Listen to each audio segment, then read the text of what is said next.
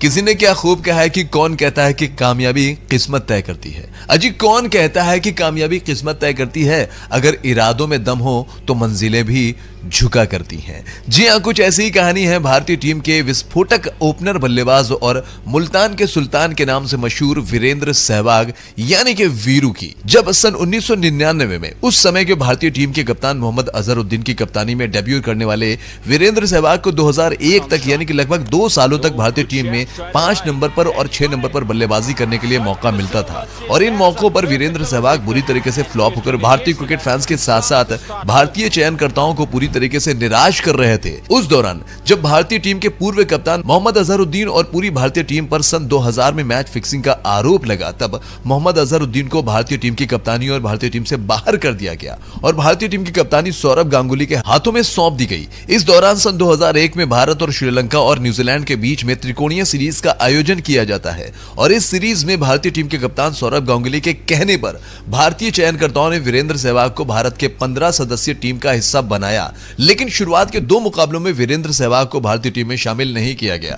हालांकि इस त्रिकोणीय सीरीज के शुरुआती 2 मुकाबलों के बाद वीरेंद्र सहवाग को भारत की प्लेइंग 11 में चोटिल संजय बांगर की जगह पर शामिल किया गया। इस दौरान वीरेंद्र सहवाग को कुल 3 मुकाबले में 6 नंबर पर बल्लेबाजी करने का मौका मिला, लेकिन वीरेंद्र सहवाग इस मौके का फायदा न उठा पाए। इस दौरान वीरेंद्र सहवाग के बल्ले से इन 3 मुकाबलों में सिर्फ 18 रनों की पारी आई, जिसके चलते भारतीय क्रिकेट फैंस और भारतीय क्रिकेट मैनेजमेंट इस त्रिकोणीय सीरीज के सेमीफाइनल मुकाबले में जो कि भारत और न्यूजीलैंड के बीच में खेला जाना था, उस मुकाबले में ये चाहते थे कि भारतीय टीम के कप्तान सौरभ गांगुली बुरी तरीके से फ्लॉप चल रहे वीरेंद्र सहवाग को प्लेइंग 11 से बाहर निकालकर सहवाग की जगह पर चोट से रिकवर कर चुके संजय बांगर को टीम में शामिल करें। तारीख 2 अगस्त सन 2001 श्रीलंका का कोलंबो का क्रिकेट मैदान, जहां पर भारत और न्यूजीलैंड के बीच इस त्रिकोणीय सीरीज का सेमीफाइनल मुकाबला खेला जाना तय हुआ, जहां पर वीरेंद्र सहवाग की जगह पर संजय बांगर को भारत के प्लेइंग 11 में शामिल कर लिया गया। लेकिन मुकाबला शुरू होने के कुछ देर पहले ही खबर आती है कि भारतीय टीम के उस दौर के ओपनर बल्लेबाज सचिन तेंदुलकर की तबीयत खराब हो जाती है, जिसकी वजह से सचिन तेंदुलकर इस महत्वपूर्ण मुकाबले में भारत की प्लेइंग 11 का हिस्सा नहीं बन पाएंगे। सचिन तेंदुलकर जो उस समय भारतीय टीम की रीढ़ की हड्डी कहे जाते थे, जिनकी वजह से भारतीय टीम लगभग 80% मुकाबलों में जीत हासिल करती थी, और उनके इस तरीके से बीमार होकर इस मुकाबले से बाहर जाने का मतलब भारतीय टीम आधा मुकाबला पहले ही हार चुकी थी। ऐसी हालत में मजबूरी में एक बार फिर से इस सेमीफाइनल मुकाबले से बाहर हो चुके वीरेंद्र सहवाग को भारतीय टीम के कप्तान सौरभ गांगुली ने भारत की प्लेइंग 11 का हिस्सा बनाया। मुकाबले की शुरुआत होती है, जहां पर इस मुकाबले में न्यूजीलैंड के कप्तान ने टॉस जीतकर पहले बल्लेबाजी करने का फैसला किया और निर्धारित 50 ओवरों में न्यूजीलैंड के नॉर्थन एस्टल के 108 और कप्तान स्टीफन फ्लेमिंग के 66 रनों की पारी की बदौलत इस मुकाबले में भारतीय टीम के सामने 264 रनों का विशालकाय पहाड़ जैसा लक्ष्य दिया। जी हां साथियों, अब आप ये सोच रहे होंगे कि 264 रनों का लक्ष्य, हम विशालकाय पहाड़ जैसा लक्ष्य क्यों बोल रहे हैं? तो साथियों, वो इसलिए बोल रहे हैं क्योंकि इससे पहले इस सीरीज में भारत और न्यूजीलैंड के बीच कुल 2 मुकाबले खेले गए और उन दोनों मुकाबलों में, पहले मुकाबले में जहां न्यूजीलैंड की टीम ने 50 ओवर में भारतीय टीम को 211 रनों का लक्ष्य दिया था और उस लक्ष्य का पीछा करने के दौरान पूरी भारतीय टीम 127 रनों पर ऑल आउट होकर यह मुकाबला 84 रनों से हार गई थी। ये रहा वो स्कोरबोर्ड।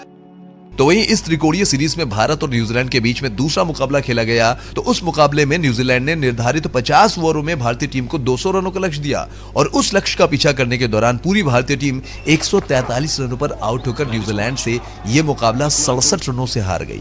इससे आप अंदाजा लगा सकते हैं कि उस समय न्यूजीलैंड की टीम में कितने खतरनाक गेंदबाज हुआ करते थे और भारतीय टीम उस दौर में कितनी कमजोर टीम हुआ करती थी। ऐसे हालात में यह 267 रनों का लक्ष्य भारतीय टीम के लिए सचिन तेंदुलकर की गैर हाजिरी में बिल्कुल पहाड़ जैसा लक्ष्य था, जिस पर चढ़ना भारतीय टीम के लिए आसान होने वाला नहीं था। ऐसी हालत में अब भारतीय पारी का आगाज होने वाला था, लेकिन भारतीय टीम के लिए सबसे बड़ी समस्या यह थी कि आज इस मुकाबले में सौरभ गांगुली के साथ ओपनिंग कौन करेगा, क्योंकि इससे पहले तो सौरभ गांगुली और सचिन तेंदुलकर भारतीय टीम के लिए ओपनिंग करते थे। तब ऐसी मुश्किल सिचुएशन में भारतीय टीम के कप्तान सौरभ गांगुली वीरेंद्र सहवाग के पास जाते हैं और उन्होंने वीरू से कहा कि वीरू, आज तुझे ओपन करना है। जिस पर वीरू ने कहा कि दादा, मैं ओपन कैसे कर सकता हूं, मैं तो 5 नंबर पर खेलता हूं, मेरे पास ओपन करने का कोई आइडिया नहीं है। जिस पर दादा ने झल्ला कर कहा कि अबे वीरू, तू ऐसे भी 5 नंबर और 6 नंबर पर बल्लेबाजी करके कौन सा तीर मार लिया, क्या उखाड़ लिया? और सुन, तूने ना 5 नंबर ना 6 नंबर पर बल्लेबाजी करके जो तीर मारा है ना और जो उखाड़ा है ना, बस उससे थोड़ा सा ज्यादा उखाड़ने की कोशिश करना। वैसे भी कप्तान होने के नाते मेरे ऊपर कुछ ज्यादा ही प्रेशर पड़ रहा है तुझको टीम से बाहर करने के लिए,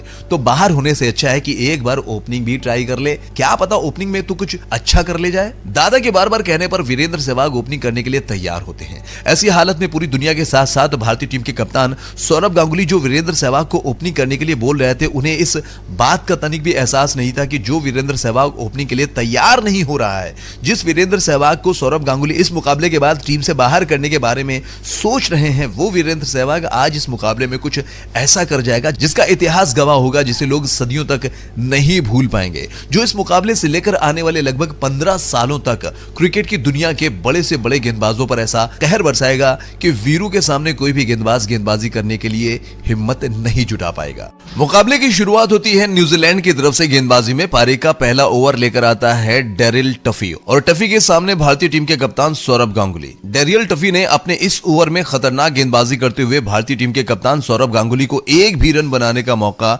नहीं दिया। ऐसे हालात में पहले ही ओवर में डेरियल टफी की इस खतरनाक गेंदबाजी को देखकर पूरी दुनिया यह समझ चुकी थी कि पिछले दोनों मुकाबले की तरह यह मुकाबला भी भारतीय टीम न्यूजीलैंड से हार जाएगी। ऐसी हालत में दूसरे ओवर की शुरुआत होती है और न्यूजीलैंड की तरफ से गेंदबाजी में पारी का दूसरा ओवर लेकर आता है काइल मिल्स और काइल मिल्स की पहली ही गेंद पर वीरेंद्र सहवाग ने अपने बल्ले का मुंह खोलते हुए कवर के क्षेत्र में गेंद को बाउंड्री लाइन के बाहर 4 रनों के लिए भेजकर वीरेंद्र सहवाग ने अपनी पारी का आगाज किया। काइल मिल्स की पहली ही गेंद पर चौका लगाने के बाद वीरेंद्र सहवाग ने मिल्स की तीसरी गेंद पर ऑन साइड के क्षेत्र में ऐसा जबरदस्त प्रहार किया कि गेंद गोली की रफ्तार से बाउंड्री लाइन को पार कर गई। वीरेंद्र सहवाग के बल्ले से दूसरे ओवर में निकले ये 2 चौके महज चौके नहीं थे, बल्कि वीरेंद्र सहवाग के वो कहर बरसाने वाले इरादे थे जिस कहर में कर आज न्यूजीलैंड के गेंदबाजों का करियर तबाह और बर्बाद होने वाला था। दूसरे ओवर की समाप्ति होती है और न्यूजीलैंड की तरफ से गेंदबाजी में पारी का तीसरा ओवर लेकर आता है न्यूजीलैंड का खतरनाक गेंदबाज डेरियल टफी, जिसने अपने पहले ओवर की गेंदबाजी में भारतीय टीम के कप्तान सौरभ गांगुली को हिलने तक का मौका नहीं दिया था। ऐसे हालात में डेरियल टफी अपने ओवर की पहली गेंद डालता है, तब डेरियल टफी की ये गेंद वीरेंद्र सहवाग के कान के पास से सीटी बजाते हुए विकेटकीपर के दस्तानों में चली जाती है, जिस पर घमंड में चूर होकर टफी वीरेंद्र सहवाग को स्लेज करता हुआ ताना मारता है, ओए बच्चे, क्रिकेट खेलना तेरे बस की बात नहीं है, जा हरियाणा में तबेला खोल के दूध बेच, क्रिकेट हम खेल लेंगे। टफी के इस ताने पर वीरेंद्र सहवाग चुप रहे। उन्होंने टफी को बल्ले से जवाब देने का मन बनाकर टफी की दूसरी गेंद पर मिड विकेट पर जबरदस्त प्रहार करके गेंद को बाउंड्री लाइन के बाहर भेजकर वीरेंद्र सहवाग ने टफी के इस ओवर की अगली 2 गेंद पर 2 और बाउंड्री लगाकर इस ओवर में कुल 3 चौके सहित 12 रन ठोककर उस भीषण रण का आगाज कर दिया जिसकी कल्पना किसी ने भी नहीं की थी।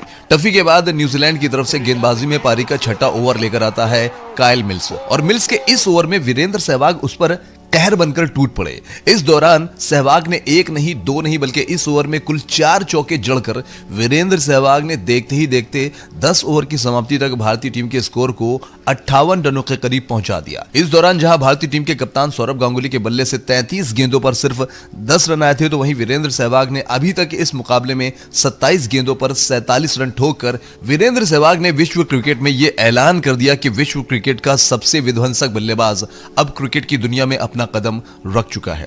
लेकिन अभी तक वीरेंद्र सहवाग के बल्ले से निकल रहे ये रन एक ट्रेलर था। इस मुकाबले का जो असली सीन था वो अभी बाकी था। जी हां, पिक्चर अभी बाकी थी मेरे दोस्तों।